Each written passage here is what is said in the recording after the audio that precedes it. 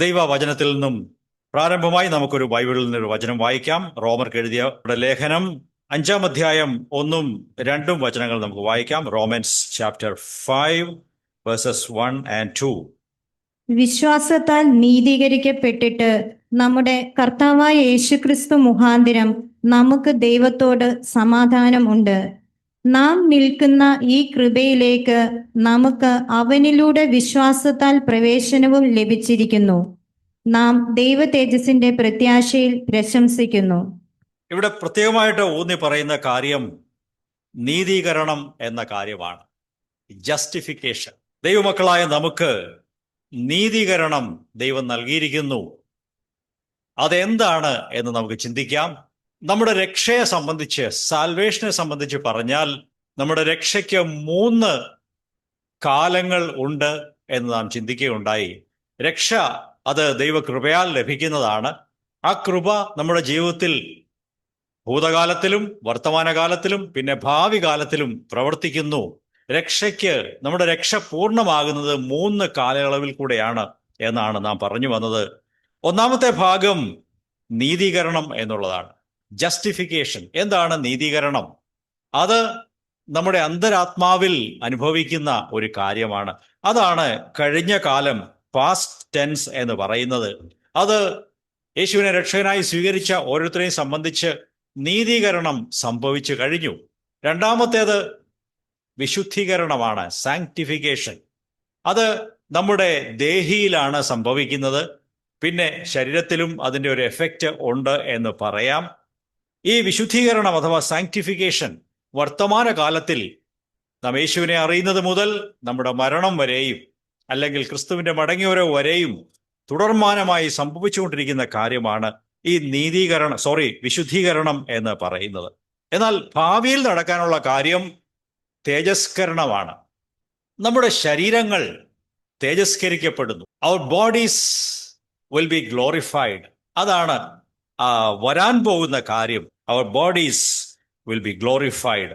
അത് future tense ആണ്, വരാൻ പോകുന്ന കാര്യമാണ്. ഈ കാര്യങ്ങളൊക്കെ നാം ചിന്തിക്കുകയുണ്ടായി. കൂടാതെ നമ്മുടെ രക്ഷ, അതിന് 3 തലങ്ങളുണ്ട് എന്നും പറഞ്ഞു. നാം രക്ഷിക്കപ്പെടുമ്പോൾ, ഈ ഭൂമിയിലായിരിക്കുമ്പോൾ അഥവാ നാം യേശുവിനെ ആദ്യമായിട്ട് അറിയുമ്പോൾ പാപത്തിന്റെ ശിക്ഷാവിധിയിൽ നിന്നും നമുക്ക് രക്ഷയുണ്ടാകുന്നു. We are saved from the penalty of sin. വർത്തമാനകാലത്തിൽ പാപത്തിന്റെ ശക്തിയിൽ നിന്നും ദൈവമക്കളായ നമുക്ക് ക്രമാനുഗതമായി വിടുതൽ ലഭിച്ചുകൊണ്ടിരിക്കുന്നു. We are being saved from the power of sin during the present days. മൂന്നാമത്തെ കാര്യം, പാപത്തിന്റെ സാന്നിധ്യത്തിൽ നിന്നും ദൈവരാജ്യത്തിൽ ചെല്ലുമ്പോൾ നമുക്ക് സമ്പൂർണമായ ഒരു വിടുതൽ ലഭിക്കുന്നു. We are going to be saved from the presence of sin all together in God's kingdom. ഈ കാര്യങ്ങൾ അടിസ്ഥാനപരമായ കാര്യങ്ങളാണ്. ഇനി കേൾക്കാൻ പോകുന്ന കാര്യവും ക്രിസ്തീയ ജീവിതത്തിന്റെ ഫൗണ്ടേഷൻ ആയിരിക്കുന്ന, അടിസ്ഥാനമായിരിക്കുന്ന കാര്യങ്ങളാണ്.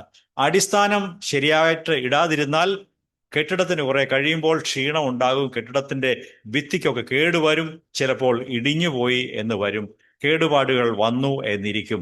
അതുകൊണ്ട് ഏറ്റവും നല്ല ശക്തിമത്തായ ബലമുള്ള അടിത്തറ ഇടേണ്ടത് ആവശ്യമാണ്. നമ്മുടെ ഓരോരുത്തരുടെ ആത്മീയ ജീവിതത്തിൽ ശരിയായിരിക്കുന്ന ശക്തമായ ഒരു ആത്മീയ അടിത്തറ ഉണ്ടാകണം എന്ന് ദൈവം ആഗ്രഹിക്കുന്നു. ആകയാൽ ഈ ആദ്യത്തെ ഭാഗം, രക്ഷയുടെ പ്രാരംഭപടിയായ നീതീകരണം അഥവാ ജസ്റ്റിഫിക്കേഷൻ എന്നുള്ള കാര്യത്തെക്കുറിച്ച് കുറച്ചുകൂടെ കൂടുതലായിട്ട് നമുക്ക് ഇന്ന് ചിന്തിക്കാം. എന്താണ് നീതീകരണം? What is justification? ഈ നീതീകരണം എന്ന് വെച്ചാൽ അതിൻ്റെ അർത്ഥം നീ ശരിയാണ് എന്ന് ദൈവം പ്രസ്താവിക്കുന്നതാണ്.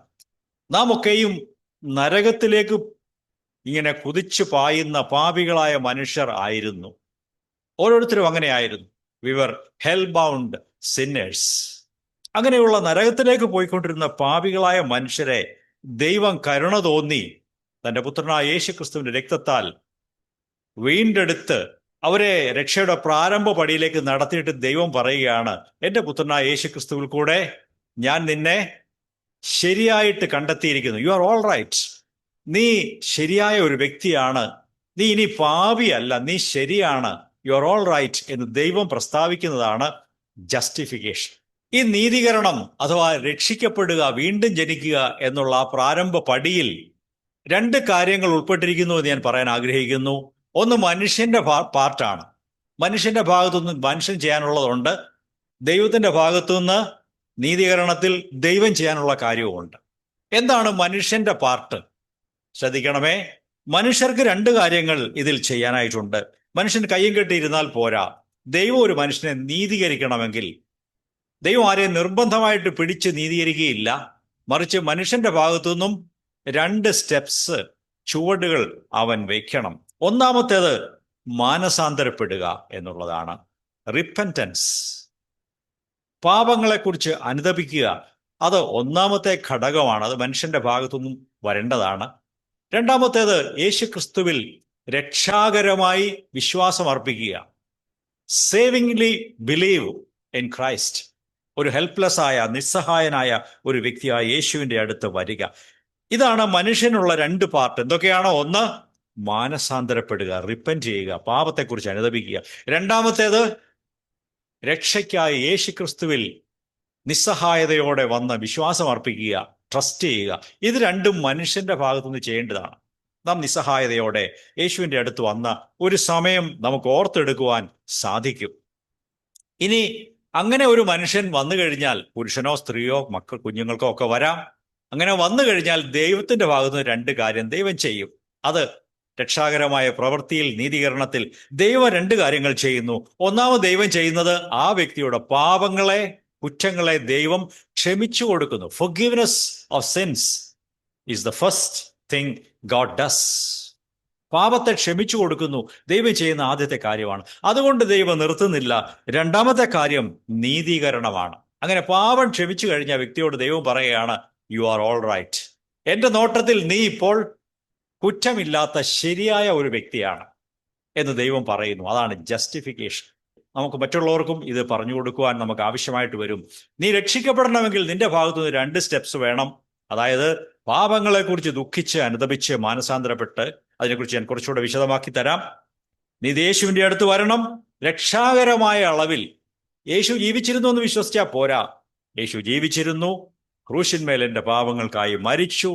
മാനസാന്തരപ്പെടുക, വിശ്വസിക്കുക. അപ്പോൾ ദൈവം രണ്ട് കാര്യങ്ങൾ ചെയ്യും. അതെന്തൊക്കെയാണ്?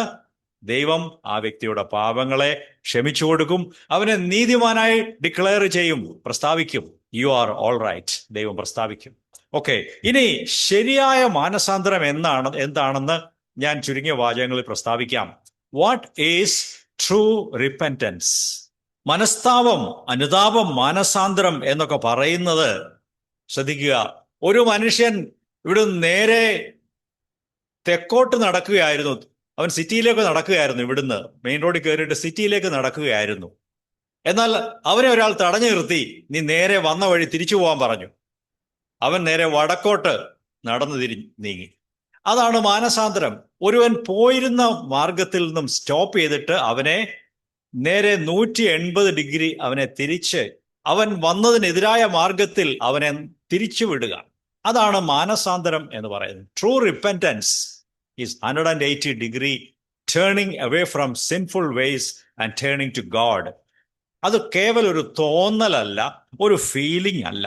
അത് വേറെ രീതി പറഞ്ഞാൽ, പാപത്തെക്കുറിച്ച് ഒരു സോറി, ഞാൻ തെറ്റിപ്പോയി, ഐ എം സോറി, എനിക്ക് ഷെയിമുണ്ട്, എനിക്ക് മോശമായിട്ട് തോന്നുന്നു എന്ന് പറയുന്നത് മാത്രമല്ല, തൻ്റെ പാപകരമായ ജീവിതത്തെക്കുറിച്ച് ഒരു സോറി തോന്നുക മാത്രമല്ല, അത് കള്ളനെ തൊണ്ടി സഹിതം പിടിക്കുമ്പോഴും അവനും വലിയ ലജ്ജയും അപമാനവും സങ്കടവും, അയ്യോ ഞാൻ മോഷ്ടിച്ചു പോയല്ലോ എന്നൊരു വിഷമമുണ്ട്.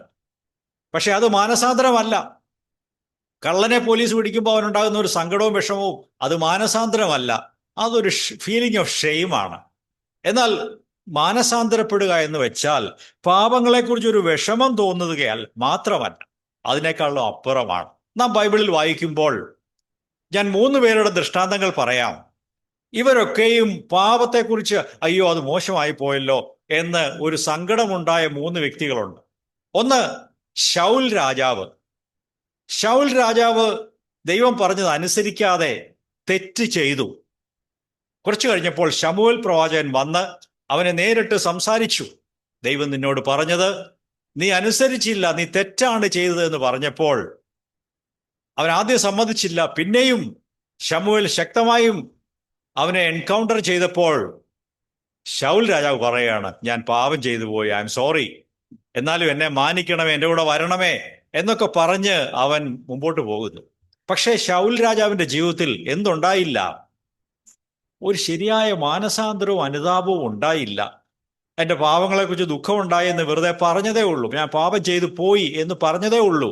But there was no actual repentance. ശൗൽ രാജാവിന്റെ ജീവിതത്തിൽ ഒരു ശരിക്കുള്ള അനുതാപം ഉണ്ടായില്ല. അനുതാപം അങ്ങനെയല്ല ഉണ്ടാകേണ്ടത്. രണ്ടാമത്തെ ദൃഷ്ടാന്തം ആഹാബ് രാജാവാണ്. നമുക്കത് അറിയാവുന്നതുകൊണ്ട് വാക്യങ്ങളൊന്നും എടുത്ത് വായിക്കുന്നില്ല. ആഹാബ് രാജാവും ഏറ്റവും ദൈവത്തിന് വിരോധമായി തന്നെത്താൻ വിറ്റ് കളഞ്ഞ ഒരു മനുഷ്യനെന്നാണ് ബൈബിളിൽ പറയുന്നത്. ഒടുവിൽ രാജ്യത്ത് വലിയ പ്രശ്നങ്ങളൊക്കെ ഉണ്ടായി, ക്ഷാമമുണ്ടായി. ഇങ്ങനെയൊക്കെ വന്നു. ദൈവത്തിന്റെ ദാസൻ ഏലിയാവ് നേരിട്ട് ഇടപെട്ടു, അവനോട് ശക്തമായിട്ട് സംസാരിച്ചു. അപ്പോൾ ഒരല്പം ആഹാബ് ഒന്ന് താണു, രട്ടുശീലയൊക്കെ ഉടുത്ത് പ്രാർത്ഥിക്കാൻ പോയി എന്ന് കാണുന്നു. അവന്റെ ഉള്ളിൽ ചില വിഷമമൊക്കെ ഉണ്ടായി. ഇങ്ങനൊന്നും ചെയ്യണ്ടായിരുന്നല്ലോ എന്നൊരു വിഷമം ഉണ്ടായി. പക്ഷെ ശരിക്കുമുള്ള മനസ്താപവും ഒന്നും ഈ ആഹാബ് രാജാവിനും ഉണ്ടായില്ല. ആഹാബിന്റെ അന്ത്യം അതീവ ദയനീയമായിരുന്നു. ദയനീയമായ രീതിയിലാണ് ആഹാബ് മരിച്ചത് എന്ന് ബൈബിളിൽ കാണാൻ സാധിക്കും. മൂന്നാമത്തെ പാപത്തെക്കുറിച്ച് അല്പം വിഷമം ഉണ്ടായ ആളാണ് യൂദ ഇസ്കരിയോത്താവ്. യൂദ വലിയ ഒരു ദ്രോഹമാണ് ചെയ്തത്. തൻ്റെ ഗുരുവായ കർത്താവായ യേശുക്രിസ്തുവിനെ കാണിച്ചു കൊടുത്തു, അവനെ ഒറ്റിക്കൊടുത്തു. ഇതെല്ലാം കഴിഞ്ഞ് കുറച്ച് കഴിഞ്ഞപ്പോൾ യേശുവിനെ ശിക്ഷ വിധിക്കുകയും ക്രൂശിക്കാൻ കൊണ്ടുപോവുകയൊക്കെ ചെയ്തെന്ന് അറിഞ്ഞപ്പോൾ യൂദയ്ക്ക് ഒരു വിഷമം തോന്നി. He felt A remorse. മനസ്സിൽ അവനൊരു വിഷമം ഉണ്ടായി. പാപബോധവും അനുതാപവും ഒന്നും ഉണ്ടായില്ല. അതുകൊണ്ട് അവനെ രക്ഷിക്കപ്പെടുവാനും നല്ല മാർഗത്തിൽ വരുവാനും കഴിഞ്ഞില്ല. വിഷമം ഉണ്ടായി, അയ്യോ ഇങ്ങനെ ചെയ്തു പോയല്ലോ എന്നൊരു വിഷമം ഉണ്ടായി. അവൻ കെട്ടുഞാന്ന് സ്വയം മരിച്ചു എന്ന് ബൈബിൾ എഴുതിയിരിക്കുന്നു. അവന്റെ അന്ത്യം ഏറ്റവും ദയനീയമായിരുന്നു. ഞാൻ പറഞ്ഞത് ഈ മൂന്ന് പേരും അവരുടെ പാപങ്ങളെക്കുറിച്ച് അവർക്ക് ഒരു കാഴ്ചപ്പാട് കിട്ടിയപ്പോൾ ഒരു വിഷമം തോന്നി. കള്ളനെ കയ്യോടെ പിടിക്കുമ്പോൾ അവനുണ്ടാകുന്ന ഒരു വിഷമം എന്ന് പറഞ്ഞതുപോലെയാണ്. അത് അനുതാപമല്ല, അത് റിപ്പൻറ്റൻസ് അല്ല. അനുതാപം എന്ന് പറയുന്നത് നമ്മുടെ പൂർണ്ണ ആളത്വം, അവർ ഹോൾ ബീയിങ്, അത് മുഴുവനും എന്ന് വെച്ചാൽ നമ്മുടെ മനസ്സും നമ്മുടെ വികാരങ്ങളും നമ്മുടെ ഇച്ഛാശക്തിയും എല്ലാം ഉൾപ്പെടുന്നതാണ് ശരിക്കുള്ള മാനസാന്തരം എന്ന് പറയുന്നത്. മാനസാന്തരം അതിന് വൈകാരികമായ തലവുമുണ്ട്. നമ്മുടെ പാപങ്ങളെക്കുറിച്ച് ബോധ്യം വരുമ്പോൾ ആളുകൾ അനുതാപത്തോടെ കരഞ്ഞ് പ്രാർത്ഥിക്കാറുണ്ട്. ഈ കരച്ചിലും സങ്കടവും വിലാപവും ഒക്കെ അത് നമ്മുടെ വികാരത്തിന്റെ തലത്തിലുമുള്ള കാര്യമാണ്. അതിനും ഒരു കാര്യം മാനസാന്തരത്തിൽ ഉണ്ട് എന്ന് പറയാൻ കഴിയും. നമ്മുടെ ഇച്ഛാശക്തിക്കും അവിടെ ഒരു സ്ഥാനമുണ്ട് മാനസാന്തരത്തിൽ. ഇനി ഞാൻ ഈ പഴയ വഴിയിലേക്ക് പോവുകയില്ല എന്ന് ഒരു തീരുമാനത്തോടെയാണ് ശരിക്കുള്ള മാനസാന്തരം സംഭവിക്കുന്നത്. പഴയ പാപങ്ങൾ വീണ്ടും ആവർത്തിക്കാനാണെങ്കിൽ അതിനെ മാനസാന്തരം എന്ന് വിളിക്കാൻ സാധ്യമല്ല. Our will is activated against the old sinful ways. പഴയ പാപകരമായ ആ ജീവിതത്തിനെതിരായിട്ട് നമ്മുടെ ഇച്ഛാശക്തിയും കൂടെ പ്രവർത്തിക്കുന്നു എന്ന് കാണാൻ സാധിക്കും. ഈ കാര്യങ്ങൾ ബൈബിളിലെ ദൈവദാസന്മാരുടെ ജീവിതത്തിൽ കാണാൻ സാധിക്കും. ദാവീദ് ദൈവത്തിന് തൻ്റെ ഹൃദയപ്രകാരമുള്ള മനുഷ്യനായിരുന്നു. David was a man according to the heart of God. എങ്കിലും അവൻ വല്ലാത്ത പാപം അദ്ദേഹം ചെയ്തു. വ്യഭിചാരവും അതോടൊപ്പം കൊലപാതകവും ഒന്നിച്ച് നടത്തി ദൈവത്തിൻ്റെ ദുഃഖത്തിന് പാത്രമായി തീർന്നു. ദൈവം അതുകൊണ്ട് വല്ലാതെ ദുഃഖിച്ചു എന്ന് കാണാൻ സാധിക്കും. എന്നാൽ തൻ്റെ പാപങ്ങളെക്കുറിച്ച് നാഥാൻ പ്രവാചകൻ ബോധ്യപ്പെടുത്തിയപ്പോൾ ദാവീദ് പറഞ്ഞു, ഞാൻ പാപം ചെയ്തു പോയി. അതിനെക്കുറിച്ച് അനുതപിച്ച് കരഞ്ഞ് പ്രാർത്ഥിച്ചു. ദൈവസന്നിധിയിൽ കാര്യങ്ങളെ നേരെയാക്കി. 51 സങ്കീർത്തനം ദാവീദ് എഴുതി. എല്ലാ തലമുറകൾക്കും വായിക്കുവാൻ കഴിയുന്ന രീതിയിൽ, ദൈവമേ ഞാൻ പാപം ചെയ്തു പോയി, എന്നോട് ക്ഷമിക്കണമേ, നീ ഒടിച്ച അസ്ഥികൾ ഉല്ലസിക്കട്ടെ, ഞാൻ വല്ലാത്ത അവസ്ഥയിലായിരിക്കുന്നു, എന്നെ സഹായിക്കണമേ എന്ന് പ്രാർത്ഥിക്കുന്ന ദാവീദിനെ കാണാൻ സാധിക്കും. ഇയ്യോബ് തന്റെ പാപങ്ങളെക്കുറിച്ച് ബോധ്യമായപ്പോൾ എന്തു ചെയ്തു? അവൻ ചാരത്തിലും രട്ടിലും ഒക്കെ ഇരുന്ന് തന്നെ വെറുത്ത് ദൈവമുമ്പാകെ പ്രാർത്ഥിക്കുന്ന ഒരു ഇയ്യോബിനെയാണ് ജോബ് 42-ൽ 42-ാം അധ്യായത്തിൽ നമുക്ക് കാണാൻ സാധിക്കുന്നു. അതുപോലെ പത്രോസ് അപ്പോസ്തലൻ യേശുവിൻ്റെ അടുത്ത ശിഷ്യനായിരുന്നു. എന്നാൽ യേശുവിനെ 3 പ്രാവശ്യം ഈ പത്രോസ് എന്ത് ചെയ്തു? തള്ളിപ്പറയുകയുണ്ടായി. എനിക്ക് ഇയാളെ അറിഞ്ഞുകൂടാ എന്ന് തള്ളിപ്പറഞ്ഞു. എങ്കിലും അത് കഴിഞ്ഞ് കുറച്ചു കഴിഞ്ഞപ്പോൾ യേശു സ്നേഹത്തോടെ ദൂരെ നിൽക്കുന്ന പത്രോസിനെ ഒന്ന് നോക്കി എന്ന് നാം വായിക്കുന്നു. യേശുവിൻ്റെ ആ നോട്ടത്തിൽ പത്രോസിന് വാസ്തവത്തിൽ പാപബോധവും അനുതാപവും ഉണ്ടായി. നാം സുവിശേഷങ്ങളിൽ വായിക്കുന്നത് പത്രോസ് പുറത്തിറങ്ങിപ്പോയി ദുഃഖത്തോടെ കരഞ്ഞ് നിലവിളിച്ച് പ്രാർത്ഥിച്ചു എന്നാണ്. അവൻ്റെ പാപത്തെക്കുറിച്ചുള്ള അനുതാപം ഹൃദയത്തിലുണ്ടായിട്ട് പത്രോസ് പോയി ദുഃഖത്തോടെ കരഞ്ഞ് പ്രാർത്ഥിക്കുന്നു. പ്രിയപ്പെട്ടവരെ, മാനസാന്തരത്തിൽ നമ്മുടെ മനസ്സ് പ്രവർത്തിക്കും. അറിവോടെയാണ് മാനസാന്തരപ്പെടുന്നത്. നമ്മുടെ വികാരങ്ങൾ പ്രവർത്തിക്കും. ദുഃഖവും സങ്കടവും അനുതാപവും കരച്ചിലും ഒക്കെ ഉണ്ട്. നമ്മുടെ ഇച്ഛാശക്തി പ്രവർത്തിക്കും. ഇനി ഞാൻ ആ പഴയ വഴിയിലേക്ക് ഇല്ല, ഞാൻ അതിനെ തള്ളിപ്പറയുന്നു. ഈ കാര്യങ്ങളൊക്കെ ശരിക്കുള്ള മാനസാന്തരത്തിലുണ്ട്. മാനസാന്തരം, ശരിയായ മാനസാന്തരം പാപത്തെ ഡിസ്ഓൺ ചെയ്യുന്നതാണ്. പാപത്തോട് വേണ്ട, ഞാൻ ഇനി ആ വഴിക്ക് ഇല്ല എന്ന് പറഞ്ഞ് അതിനെ തള്ളിപ്പറയുകയും തള്ളിക്കളയുകയും ചെയ്യുന്നതാണ് ശരിയായിരിക്കുന്ന മാനസാന്തരം. എന്നെ കേൾക്കുന്ന പ്രിയ സഹോദരന്മാരെ, നമ്മുടെ മാനസാന്തരം, യേശുവിലേക്ക് വന്ന നമ്മുടെ അനുഭവം ദൈവം അംഗീകരിച്ചിട്ടുണ്ട്. എന്നാൽ അത് ജനുവിനാണ്. അത് കപടമായ മാനസാന്തരമല്ല എന്നുള്ള ഉറപ്പ് നമുക്കുണ്ടായിരിക്കണം. നമുക്ക് ഇനിയുള്ള കാലങ്ങളിൽ ശരിക്കുള്ള ജെനുവിൻ റിപ്പൻറ്റൻസോടെ ദൈവത്തെ സമീപിക്കുകയും മുമ്പോട്ട് പോവുകയും ചെയ്യേണ്ടത് ആവശ്യമാണ്. എന്നാൽ നമ്മുടെ അനുതാപവും പ്രാർത്ഥനയൊക്കെ ദൈവം അംഗീകരിച്ചു.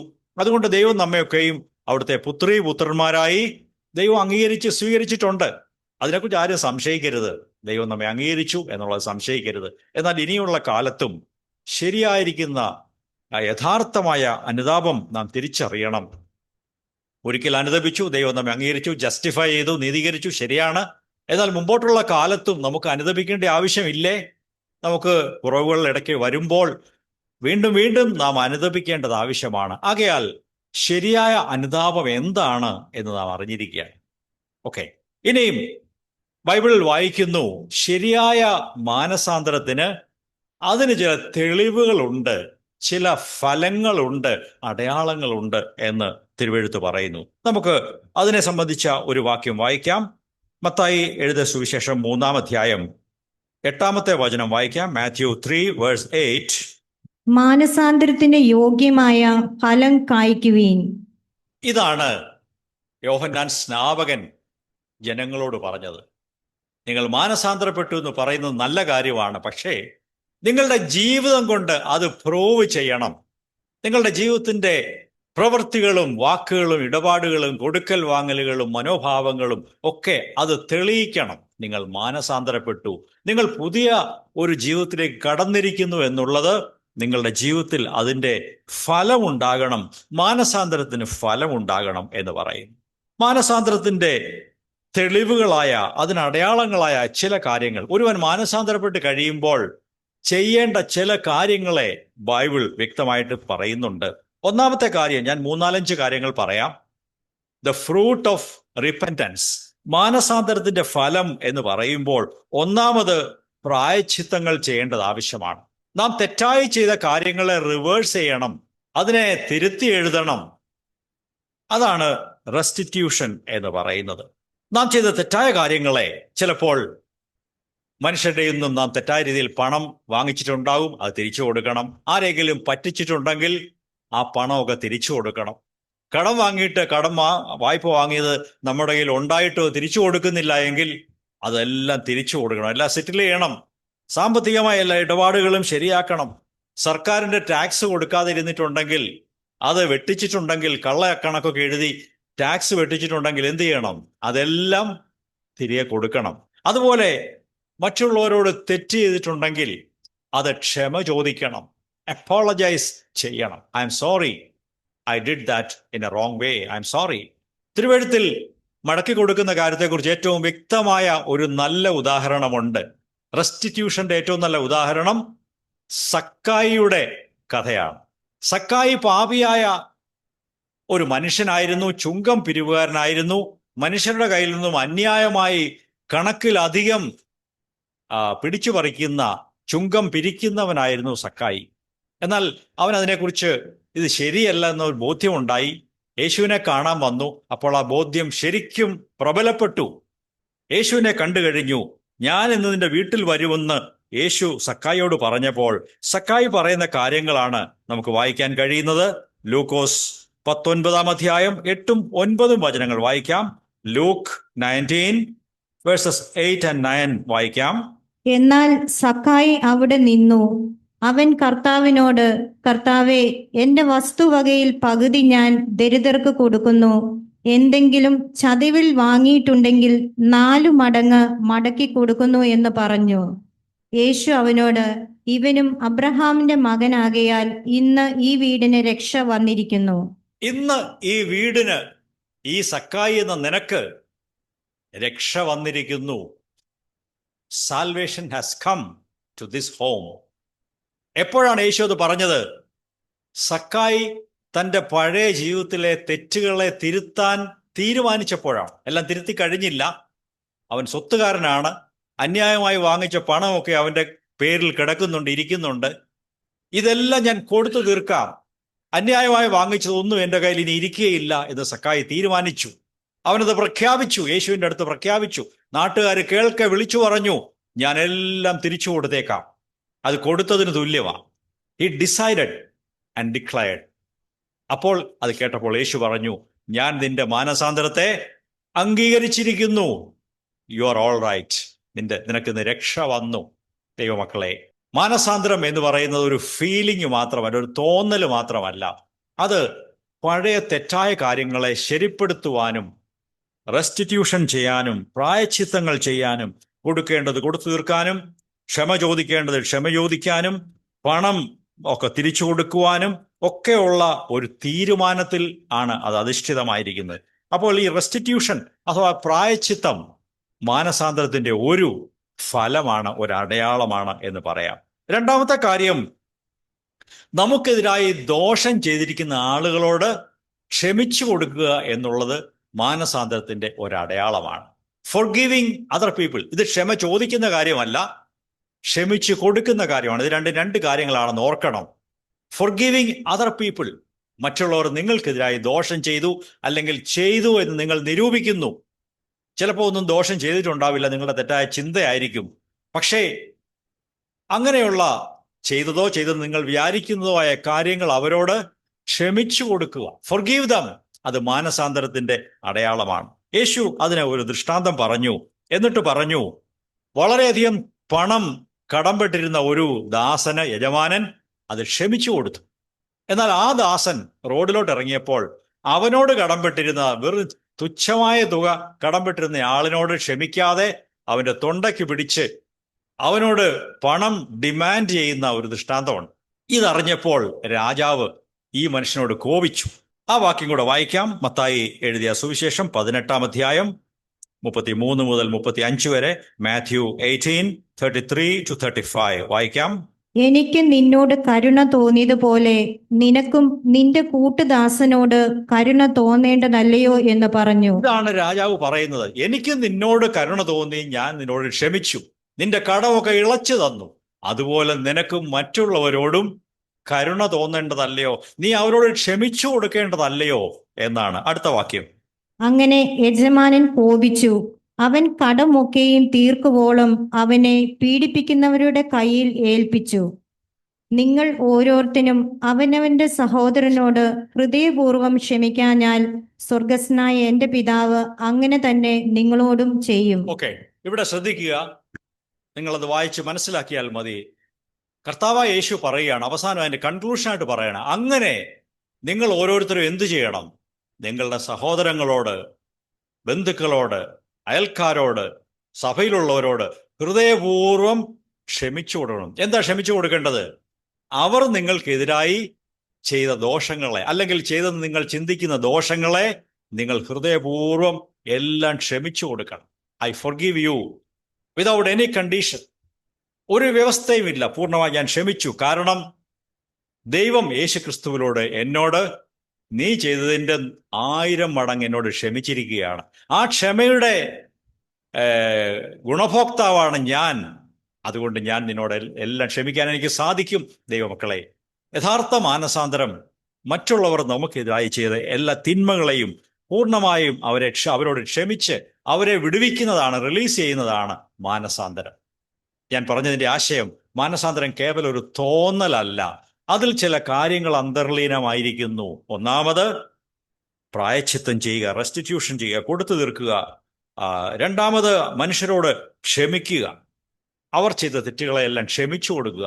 മൂന്നാമത്തെ മാനസാന്തരത്തിന് തെളിവ് പിശാചിനെയും അവന്റെ ആരാധനാ രീതികളെയും അവന്റെ പ്രവൃത്തികളെയും തള്ളിപ്പറയുകയും തള്ളിക്കളയുകയും ചെയ്യുക എന്നുള്ളതാണ്. ഒരു ദൈവ പൈതലിനെ സംബന്ധിച്ച്, യേശുവിനെ സ്വീകരിച്ച മാനസാന്തരപ്പെട്ട ഒരു വ്യക്തിയെ സംബന്ധിച്ചും അവർക്ക് പിശാചുമായിട്ടും സാത്താന്യമായ കാര്യങ്ങളുമായിട്ടും യാതൊരു ബന്ധവുമില്ല. നിങ്ങൾ പഴയ തെറ്റായ വിഗ്രഹാരാധനയോ മറ്റോ ഉള്ളവരായിരുന്നെങ്കിൽ ആ വഴിക്ക് ഇനി തിരിഞ്ഞു നോക്കരുത്, അതിനെ ഉപേക്ഷിക്കണം. നിങ്ങൾ മന്ത്രവാദമോ മാജിക്കോ അല്ലെങ്കിൽ പ്രശ്നമോ മുഹൂർത്തമോ ഇങ്ങനെയുള്ള കാര്യങ്ങളൊക്കെ പരിചയിച്ചിട്ടുള്ള ആളാണെങ്കിൽ ആ കാര്യം പൂർണ്ണമായിട്ടും അവസാനിപ്പിക്കണം. ഇനിയും ഇങ്ങനെയുള്ള കൈനോട്ടവും മന്ത്രവാദവും അല്ലെങ്കിൽ ആഭിചാരവും ഇങ്ങനെയുള്ള കാര്യങ്ങളുടെ വഴിക്ക് പോലും ചിന്തിക്കാൻ പാടില്ല, അതിനെ ഉപേക്ഷിച്ച് കളയണം. നാം മാനസാന്തരപ്പെടുമ്പോൾ ഇങ്ങനെയുള്ള എല്ലാ കാര്യങ്ങളിൽ നിന്നും നാം അതിനോട് ഗുഡ് ബൈ പറയണം. അപ്പോസ്തല പ്രവൃത്തികൾ 19-ാം അധ്യായം 19-ാം വാക്യം, ആക്ട്സ് 19:19. ക്ഷുദ്രപ്രയോഗം ചെയ്തിരുന്ന പലരും തങ്ങളുടെ പുസ്തകങ്ങൾ കൊണ്ടുവന്ന് എല്ലാവരും കാൺകെ ചുട്ടുകളഞ്ഞു. അവയുടെ വില കണക്ക് കൂട്ടിയപ്പോൾ 50,000 വെള്ളിക്കാശ് വരുമെന്ന് കണ്ടു. ഓക്കെ, മന്ത്രവാദം ചെയ്തിരുന്ന ആളുകളൊക്കെ യേശുവിനെ സ്വീകരിച്ചു. അവർ മന്ത്രവാദം ചെയ്യാൻ പോയവരല്ല, ചെയ്തു കൊടുത്തിരുന്നവരാണ്, മന്ത്രവാദികളായിരുന്നു. അവരൊക്കെ അവരുടെ ചില പുസ്തകങ്ങളൊക്കെ വെച്ചാണ് ഈ മന്ത്രവാദം ചെയ്തിരുന്നത്. എന്നാൽ യേശുവിനെ സ്വീകരിച്ച് മാനസാന്തരപ്പെട്ടപ്പോൾ അവരെന്ത് ചെയ്തു? ആ പുസ്തകങ്ങൾ 50,000 രൂപയോ അത്രയും വെള്ളിക്കാശോ വിലയുള്ള ഒരു വലിയ ലൈബ്രറി ഉണ്ട്. ഈ മന്ത്രവാദം ചെയ്യാനുള്ള പുസ്തകങ്ങളെല്ലാം കൂടെയുള്ള വലിയ ബിഗ് ലൈബ്രറി ഉണ്ട്. അത് ദോഷകരമായതുകൊണ്ട് അതെല്ലാം ചുട്ട് കളഞ്ഞു. പിശാചുമായിട്ടും ഇതുപോലെയുള്ള ബ്ലാക്ക് മാജിക്ക്, മന്ത്രവാദം, ഇങ്ങനെയുള്ള കാര്യങ്ങളെ എല്ലാം ദൈവമക്കൾ മാനസാന്തരപ്പെടുമ്പോൾ അത് പൂർണ്ണമായിട്ടും അത് കത്തിച്ചു കളയണം. അതുമായിട്ടുള്ള ബന്ധം നാം വിച്ഛേദിക്കണം. ഇത് മാനസാന്തരത്തിൻ്റെ ഒരു അടയാളമാണ്. നാലാമത്തെ കാര്യം ജലസ്നാനമാണ്. നാം മാനസാന്തരപ്പെട്ട യേശുക്രിസ്തുവിൽ വിശ്വസിച്ചു കഴിഞ്ഞാൽ ക്രിസ്തുവിൻ്റെ കൽപ്പനയായ സ്നാനം സ്വീകരിച്ച് യേശുക്രിസ്തുവിനോട് നാം ചേരേണ്ടവരാണ്. നമുക്കെല്ലാം അതിനെക്കുറിച്ച് അറിവുള്ളവരാണ്. കഴിഞ്ഞ ആഴ്ചയും ഇവിടെ 2 പേര് സ്നാനമേൽക്കുകയുണ്ടായി.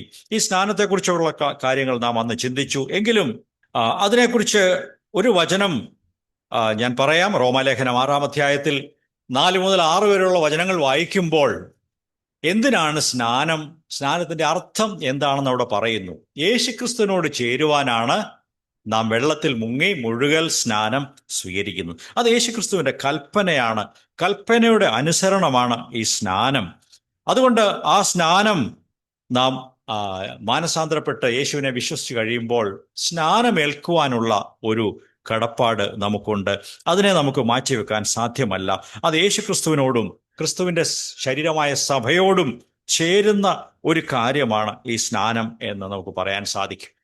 ഇതൊക്കെ മാനസാന്തരപ്പെട്ടതിൻ്റെ അടയാളങ്ങളാണ്. അങ്ങനെ മാനസാന്തരപ്പെട്ട് യേശുവിൽ വിശ്വാസമർപ്പിച്ച് സ്നാനമേറ്റ് ക്രിസ്തുവിനോട് ചേരുന്നവർക്ക് അടുത്തതായിട്ട് കിട്ടുന്ന ഒരു പ്രോമിസ് ഉണ്ട്, അനുഗ്രഹമുണ്ട്.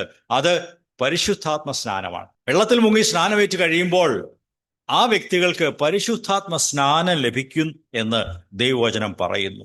ഈ പരിശുദ്ധാത്മ സ്നാനം ഒരു എക്സൈറ്റ്മെന്റിന് വേണ്ടി അല്ല, ഒരനുഭൂതി മാത്രമല്ല. അനുഭൂതികളൊക്കെ അതിലുണ്ടാകും, എന്നാൽ അനുഭൂതി മാത്രമല്ല, അത് യേശുവിനെ സാക്ഷിക്കുന്നതിനുള്ള ശക്തിയാണ് പരിശുദ്ധാത്മ സ്നാനം എന്ന് പറയുന്നത്. നമുക്ക് ആ വാക്യം വായിക്കാം. അപ്പോസ്തല പ്രവൃത്തികൾ 1-ാം അധ്യായം 8-ാം വചനം വായിക്കാം. Acts chapter 1:8. എന്നാൽ പരിശുദ്ധാത്മാവ് നിങ്ങളുടെ മേൽ വരുമ്പോൾ നിങ്ങൾ ശക്തി ലഭിച്ചിട്ട് യെരൂശലേമിലും യഹൂദയിൽ എല്ലായിടത്തും ശമര്യയിലും ഭൂമിയുടെ അറ്റത്തോളം എന്റെ സാക്ഷികളാകും എന്ന് പറഞ്ഞു. ഇവിടെ പരിശുദ്ധാത്മാവ് നമ്മുടെ മേൽ വരുമ്പോൾ എന്താണ് നമുക്ക് കിട്ടുന്ന പ്രയോജനം എന്ന് നാം ആ വാക്യത്തിൽ വായിച്ചു. അത് കർത്താവായ യേശു പറഞ്ഞതാണ്. പരിശുദ്ധാത്മാവ് നിങ്ങളുടെ മേൽ അയക്കപ്പെടും, നിങ്ങൾ ആത്മാവിനാൽ സ്നാനപ്പെടും, അപ്പോൾ നിങ്ങൾക്ക് ശക്തി ലഭിക്കും, നിങ്ങൾ എല്ലായിടത്തും എൻ്റെ സാക്ഷികളാകും. പരിശുദ്ധാത്മ സ്നാനത്തിന്റെ പ്രാഥമികമായ ലക്ഷ്യം, ഉദ്ദേശം സാക്ഷിക്കുന്നതിനുള്ള ശക്തിയാണ്, അതിനുള്ള ധൈര്യമാണ്. മറ്റുള്ളവരോട് യേശുവിനെ കുറിച്ച് പറയാനുള്ള ആ ശക്തിയും ധൈര്യവും കൃപയുമാണ് പരിശുദ്ധാത്മ സ്നാനത്തിലൂടെ ദൈവം നമുക്ക് നൽകുന്നത്. നിങ്ങൾക്ക് ശക്തി ലഭിക്കും, നിങ്ങൾ എൻ്റെ സാക്ഷികളാകും. You shall be my witnesses when you are filled in the Holy Spirit. മത്തായി എഴുതിയ സുവിശേഷം 3-ാം അധ്യായം 11-ാം വാക്യത്തിൽ അതുകൊണ്ട്. മാത്യു ചാപ്റ്റർ 3 വേഴ്സ് 11 വായിക്കാം. ഞാൻ നിങ്ങളെ മാനസാന്തരത്തിനായി വെള്ളം കൊണ്ട് സ്നാനം കഴിപ്പിക്കുന്നു. എന്റെ പിന്നാലെ വരുന്നവനോ എന്നേക്കാൾ ബലവാനാകുന്നു. അവന്റെ ചെരുപ്പ് ചുമക്കുവാൻ ഞാൻ മതിയായവനല്ല. അവൻ നിങ്ങളെ പരിശുദ്ധാത്മാവ് കൊണ്ടും തീ കൊണ്ടും സ്നാനം കഴിപ്പിക്കും. എന്റെ പിന്നാലെ എന്നേക്കാൾ വലിയവനായ ഒരുവൻ വരുന്നു. അത് കർത്താവായ യേശുവിനെ കുറിച്ചാണ് യോഹന്നാൻ പറഞ്ഞത്. അവൻ വന്ന് നിങ്ങളെ പരിശുദ്ധാത്മാവിൽ സ്നാനം കഴിപ്പിക്കും. ക്രിസ്തുവിൽ വിശ്വസിക്കുന്നവർക്ക്, മാനസാന്തരപ്പെടുന്നവർക്ക് ദൈവം പ്രോമിസ് ചെയ്തിരിക്കുന്നതാണ് ഈ ആത്മസ്നാനം. ആത്മസ്നാനത്തിന് വേണ്ടി നാം ദൈവത്തോട് പ്രാർത്ഥിക്കണം, ദൈവത്തെ അന്വേഷിക്കണം. ദൈവം നമുക്ക് പരിശുദ്ധാത്മാവിന്റെ നിറവും അഭിഷേകവും സ്നാനവും, ഇങ്ങനെ പല വാക്കുകൾ ബൈബിളിൽ ഉപയോഗിച്ചിട്ടുണ്ട്. പരിശുദ്ധാത്മാവിന്റെ നിറവ് നൽകി എല്ലായിടത്തും ധൈര്യമുള്ള സാക്ഷികളായിരിക്കാൻ ദൈവം നമ്മെ എക്വിപ്പ് ചെയ്യും, നമ്മെ സജ്ജരാക്കി തീർക്കും. മാനസാന്തരപ്പെട്ടാൽ മാത്രം പോരാ, അത് ആദ്യ പടിയാണ്. അത് കഴിഞ്ഞ് വിശ്വാസവും കൂടെ അതിൻ്റെ കൂടെ വരുന്നുണ്ട്. ഫെയ്ത്ത് ഇൻ ക്രൈസ്റ്റ്, ക്രിസ്തുവിലുള്ള വിശ്വാസം. യേശു ജീവിച്ചിരുന്നു എന്ന് വിശ്വസിക്കുന്നതല്ല, യേശു നല്ലൊരു ഗുരുവാണെന്ന് വിശ്വസിച്ചാൽ പോരാ. കർത്താവായ യേശു ക്രിസ്തു ഈ ഭൂമിയിൽ വന്നു, എൻ്റെ പാപങ്ങളുടെ മോചനത്തിനും പരിഹാരത്തിനും വേണ്ടി, എനിക്ക് വേണ്ടി പാപപരിഹാര യാഗമായി തന്നെത്താൻ ക്രൂശിൽ അർപ്പിച്ചു. ആ കാര്യങ്ങളൊക്കെ വിശ്വസിക്കണം. യേശുവിൻ്റെ ചിന്തപ്പെട്ട രക്തം എൻ്റെ പാപങ്ങളെ മാറ്റിക്കളയുവാൻ കഴിവുള്ള രക്തമാണ്. ആ രക്തത്താൽ എനിക്ക് ശുദ്ധീകരണം ലഭിക്കും. ഈ കാര്യങ്ങളൊക്കെയാണ് നാം വിശ്വസിക്കേണ്ടത്. അങ്ങനെ വിശ്വസിച്ചുകൊണ്ട് നാം അവനെ ആശ്രയിക്കണം. നിസ്സഹായതയോടെ വന്ന് കർത്താവായ യേശുവേ, ഞാൻ അങ്ങയെ ആശ്രയിക്കുന്നു, ഞാനൊരു പാപിയാണ്, ഞാൻ മാനസാന്തരപ്പെട്ടു, പാപവഴികളെക്കുറിച്ച് ദുഃഖിച്ച് അതിനെ ഉപേക്ഷിക്കുന്നു, ഇനിയും എന്നെ അവിടുന്ന് രക്ഷിക്കണമേ, എൻ്റെ പാപങ്ങളെ കഴുകി എൻ്റെ ഹൃദയത്തെ ശുദ്ധീകരിക്കണമേ. നമുക്ക് ദൈവത്തോട് പറയണം. എഫേസ്യർ 2-ാം അധ്യായം 8-ാം വാക്യത്തിൽ എന്താണ് പറയുന്നത്? കൃപയാലല്ലോ നിങ്ങൾ വിശ്വാസം മൂലം രക്ഷിക്കപ്പെട്ടിരിക്കുന്നു. രക്ഷയ്ക്ക് ആധാരം ദൈവകൃപയാണ്. എന്നാൽ അതിലേക്കുള്ള മീൻസ്, അതിൻ്റെ മുഖാന്തരം നമ്മുടെ വിശ്വാസമാണ്. കർത്താവായ യേശുവിൽ നാം വിശ്വാസം അർപ്പിക്കുമ്പോൾ ആ വിശ്വാസം എന്ന മുഖാന്തരത്തിലൂടെ, ആ മാർഗത്തിലൂടെയാണ് ദൈവം നമ്മെ അംഗീകരിച്ച് ദൈവത്തിൻ്റെ പുത്രിപുത്രന്മാരാക്കി തീർക്കുന്നത്. നീതീകരണം എന്ന വിഷയത്തിൽ മനുഷ്യന് 2 പാർട്ടുകളുണ്ട്. ഒന്ന് മാനസാന്തരമാണ്. അതിനെക്കുറിച്ച് കുറച്ച് വിശദമായിട്ട് ഞാൻ സംസാരിച്ചു.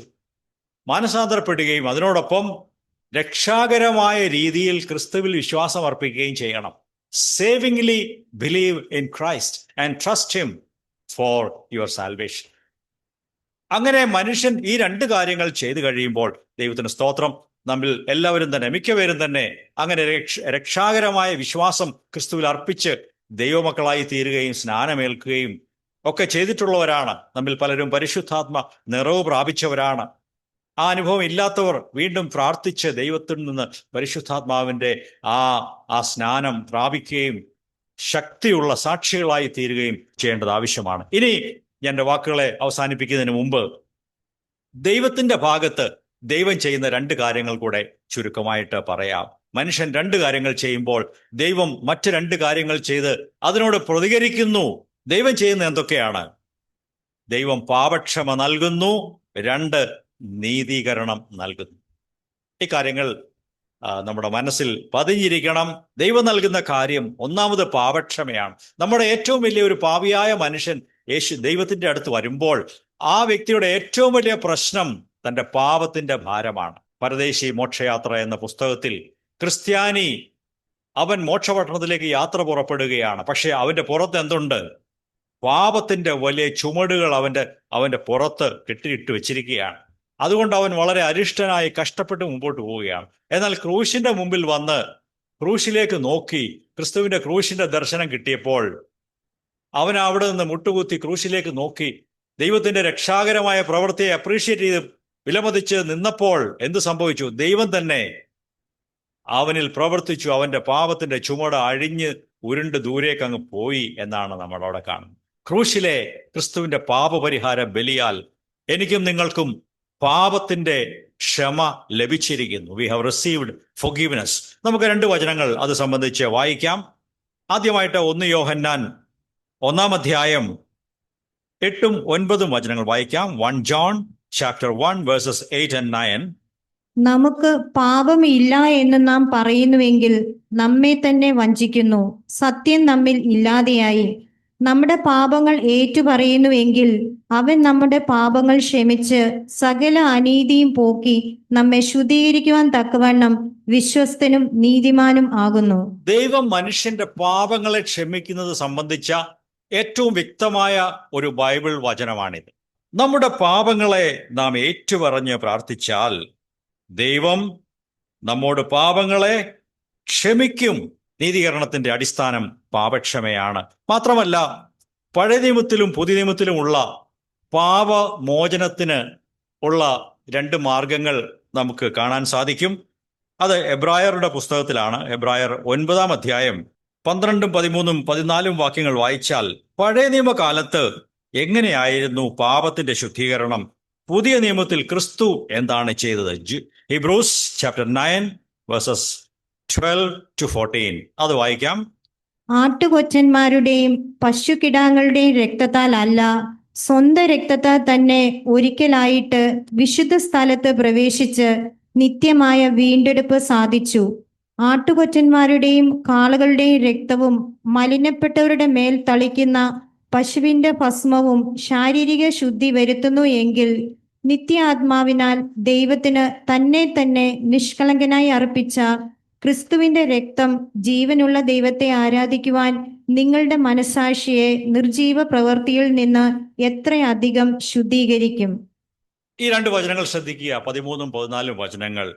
13ആം വചനത്തിൽ മോശയുടെ പഴയ ഉടമ്പടി പ്രകാരമുള്ള ആ ശുദ്ധീകരണത്തെക്കുറിച്ചാണ് പറയുന്നത്. മൃഗങ്ങളുടെ രക്തം മലിനപ്പെട്ടവരുടെ മേൽ തളിച്ചു, അല്ലെങ്കിൽ പശുഭസ്മം അവരുടെ മേൽ കുടഞ്ഞു. അപ്പോൾ അവർക്ക് ഒരു ജഡിക ശുദ്ധി അഥവാ ശാരീരികമായ ഒരു പുറമേയുള്ള ശുദ്ധീകരണമാണ് ലഭിച്ചിരുന്നത്. എന്നാൽ യേശുക്രിസ്തുവിൽ കൂടെ സാധിച്ചത് 14ആം വാക്യത്തിൽ വായിക്കാം. നിത്യാത്മാവിനാൽ ദൈവത്തിന് തന്നെത്താൻ നിഷ്കളങ്കനായി സമർപ്പിച്ച ക്രിസ്തുവിന്റെ രക്തം നിങ്ങളുടെ മനസാക്ഷിയെ എത്രയധികം ശുദ്ധീകരിക്കും. ഇവിടെ പുതിയ ഉടമ്പടിയിൽ ശരീരത്തെ അല്ല ശുദ്ധീകരിക്കുന്നത്, ആന്തരികമായി മനസാക്ഷിയെയാണ് ശുദ്ധീകരിക്കുന്നത്. ദൈവം ചെയ്യുന്ന പ്രവൃത്തി നമ്മുടെ അന്തരാത്മാവിൽ, നമ്മുടെ മനസാക്ഷിക്ക് ശുദ്ധീകരണം നൽകുന്നു എന്നുള്ളതാണ്. അതാണ് ദൈവം നൽകുന്ന ആദ്യത്തെ കാര്യം, പാപങ്ങളുടെ ശുദ്ധീകരണം. പാപങ്ങൾ ക്ഷമിക്കപ്പെട്ട് ഹൃദയത്തിൽ ശുദ്ധീകരണമുള്ളവരായി നമുക്ക് നല്ല മനസാക്ഷിയോടെ ദൈവത്തിന്റെ അടുത്ത് വരാൻ കഴിയുന്നു. അത് കഴിഞ്ഞ് ദൈവം ചെയ്യുന്ന കാര്യമാണ് ജസ്റ്റിഫിക്കേഷൻ. എന്താണത്? നീതീകരണം.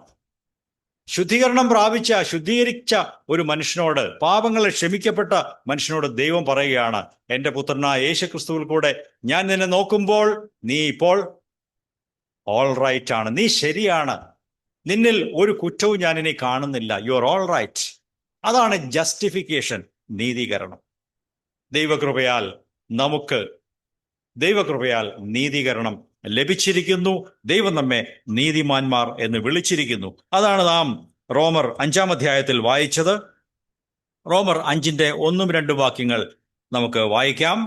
വിശ്വാസത്താൽ നീതീകരിക്കപ്പെട്ടിട്ട് നമ്മുടെ കർത്താവായ യേശുക്രിസ്തു മുഖാന്തരം നമുക്ക് ദൈവത്തോട് സമാധാനം ഉണ്ട്. നാം നിൽക്കുന്ന ഈ കൃപയിലേക്ക് നമുക്ക് അവനിലൂടെ വിശ്വാസത്താൽ പ്രവേശനം ലഭിച്ചിരിക്കുന്നു. നാം ദൈവ തേജസ്സിന്റെ പ്രത്യാശയിൽ പ്രശംസിക്കുന്നു. ഓക്കെ, ഇതാണ് നീതീകരണം എന്ന് പറയുന്നത്. ദൈവം മനുഷ്യർക്ക് കൊടുക്കുന്ന 2 കാര്യങ്ങൾ. ഒന്ന്, അവന്റെ പാപത്തിന്റെ ക്ഷമ, നാം അത് പ്രാപിച്ചു, ദൈവത്തിന് സ്തോത്രം പറയാം. രണ്ടാമത് ദൈവം നൽകുന്ന കാര്യം നീതീകരണമാണ്, അതും നമുക്ക് ലഭിച്ചു. ഇവിടെ പറയുന്നു, വിശ്വാസത്താലാണ് ദൈവം നമ്മെ നീതിമാന്മാർ എന്ന് ഡിക്ലെയർ ചെയ്യുന്നത്. വേറെ രീതി പറഞ്ഞാൽ, യേശുക്രിസ്തുവിന്റെ ആ നീതി, യേശു പിതാവ് നോക്കുമ്പോൾ റൈറ്റ് ആണ്, ശരിയായ വ്യക്തിയാണ്. യേശുക്രിസ്തുവിന്റെ നീതി അതിനെ ഒരു വസ്ത്രത്തോട് ഉപമിച്ചാൽ ആ നീതിയാകുന്ന വസ്ത്രം നമുക്ക് പിതാവായ ദൈവം നൽകി നമ്മെ ധരിപ്പിക്കുന്നു. And then God sees us through Christ and declares us righteous. വേറൊരു ദൃഷ്ടാന്തം പറഞ്ഞാൽ, ഒരു ദരിദ്രനായ ഭിക്ഷക്കാരന്റെ അക്കൗണ്ടിലേക്ക്, അവൻ അക്കൗണ്ടിൽ 0 ബാലൻസേ ഉള്ളൂ, അവന് പണമൊന്നും ഇല്ല, കഷ്ടിച്ച് പട്ടിണി കിടന്നൊക്കെ ജീവിക്കുന്നവനാണ്. ഒരു ധനവാനായ മനുഷ്യൻ പെട്ടെന്ന് അവന്റെ ബാങ്ക് അക്കൗണ്ടിലേക്ക് 10 ലക്ഷം രൂപ ഫ്രീ ആയിട്ട് അവന്റെ അക്കൗണ്ടിൽ വരവ് വെച്ചു കൊടുത്തു. ഇതാണ് ക്രിസ്തുവിന്റെ നീതി. ദൈവം നമുക്ക് കണക്കിട്ടു എന്ന് പറയുന്നു. നമ്മുടെ അക്കൗണ്ടിലേക്ക് യേശുക്രിസ്തുവിന്റെ നീതി കണക്കിട്ടുകൊണ്ട് നമ്മെ ക്രിസ്തുവിൽ കൂടെ നോക്കിക്കണ്ടിട്ട് ദൈവം പ്രഖ്യാപിക്കുകയാണ്, this person, he is right, she is right, he is all right. ദൈവം നമ്മെ നോക്കി ഓൾ റൈറ്റ് എന്ന് പറയുന്നതാണ്. നാം നമ്മുടെ പാപങ്ങളെക്കുറിച്ച് അനുതപിച്ച് ഏറ്റുപറഞ്ഞ് ഉപേക്ഷിച്ച് രക്ഷാകരമായി ദൈവത്തിൽ വിശ്വാസം അർപ്പിച്ച്, മാനസാന്തരവും വിശ്വാസവും ഇത് രണ്ടും കൂടെ ചേർത്ത് ദൈവത്തിൻ്റെ അടുത്ത് വരുമ്പോൾ ദൈവം നമുക്ക് പാപക്ഷമയും പിന്നെന്തും തരുന്നു? നീതീകരണവും തരുന്നു. Forgiveness and justification. ഇത് മാത്രമല്ല, നമുക്ക് രക്ഷയുടെ ഉറപ്പും കൂടെ നൽകുന്നു. ആ 2 വചനങ്ങളൂടെ വായിച്ച് ഞാൻ അവസാനിപ്പിക്കാം. നമുക്ക് രക്ഷയുടെ ഉറപ്പ് ദൈവം തരുന്നു. രക്ഷയുടെ നിർണയം എന്നതിനെ പറയാറുണ്ട്, ദി അഷുറൻസ് ഓഫ് സാൽവേഷൻ. യോഹന്നാന്റെ സുവിശേഷം 1-ാം അധ്യായം 12-ാം വാക്യം നമുക്ക് വായിക്കാം. ജോൺ 1:12. അവനെ കൈക്കൊണ്ട് അവന്റെ നാമത്തിൽ വിശ്വസിക്കുന്ന ഏവർക്കും ദൈവമക്കളാകുവാൻ അവൻ അധികാരം കൊടുത്തു. നോക്കുക, ദൈവം തന്നിൽ വിശ്വസിക്കുന്നവർക്ക്, യേശുവിനെ സ്വീകരിക്കുന്നവർക്ക്, പാപത്തിന്റെ മോചനം ലഭിച്ചവർക്ക് ദൈവത്തിന്റെ പുത്രീപുത്രന്മാരാകുവാൻ ഉള്ള അധികാരം കൊടുത്തിരിക്കുന്നു. ഈ വചനത്തിന്റെ അടിസ്ഥാനത്തിൽ യേശുവിനെ സ്വീകരിച്ച നമുക്ക് രക്ഷയുടെ ഉറപ്പുണ്ട്. ഞാൻ ദൈവമകനാണ്, ദൈവമകളാണ് എന്നുള്ള ഉറപ്പ് നമുക്ക് കിട്ടും. ഈ വചനം നാം മനസ്സിൽ വെച്ചോളണം. റോമർക്ക് എഴുതിയ പുസ്തകം 8-ാം അധ്യായം 16-ാം വാക്യം കൂടെ വായിക്കാം. റോമൻസ് 8:16. നാം ദൈവത്തിന്റെ മക്കളാകുന്നുവെന്ന് ആത്മാവ് തന്നെ നമ്മുടെ ആത്മാവിനോട് കൂടെ സാക്ഷ്യം പറയുന്നു. ദൈവത്തിന്റെ പരിശുദ്ധാത്മാവ് നമ്മുടെ അന്തരാത്മാവിൽ ഒരു സാക്ഷ്യം ഇങ്ങനെ പറഞ്ഞുകൊണ്ടിരിക്കുക. എന്താ പറയുന്നത്? നീ ദൈവമകനാണ്, നീ ദൈവമകളാണ്, നീ ദൈവത്തിന്റെ പ്രോപ്പർട്ടിയാണ്, ദൈവത്തിനുള്ള ആളാണ്. നീ ദൈവത്തോട് ചേർന്ന് നിൽക്കണം, ദൈവത്തെ ഉപേക്ഷിക്കരുത്, ദൈവത്തിന് ഇഷ്ടമുള്ളതേ ചെയ്യാവൂ എന്നിങ്ങനെ ദൈവത്തിന്റെ ആത്മാവ് നമ്മുടെ ആത്മാവോട് സംസാരിച്ചു കൊണ്ടിരിക്കുക. അതും രക്ഷയുടെ ഉറപ്പാണ്. പരിശുദ്ധാത്മാവിനാൽ ഞാൻ ദൈവമകനാണ്, ദൈവമകളാണ് എന്നുള്ള ഉറപ്പ് ദൈവം നമുക്ക് നൽകിയിരിക്കുന്നു. പ്രിയപ്പെട്ട സഹോദരന്മാരെ, ദൈവം കരുണ തോന്നി നമുക്ക് ഈ പാപമോചനവും നീതീകരണവും യേശുക്രിസ്തു മുഖാന്തരം നൽകിയിരിക്കുന്നു.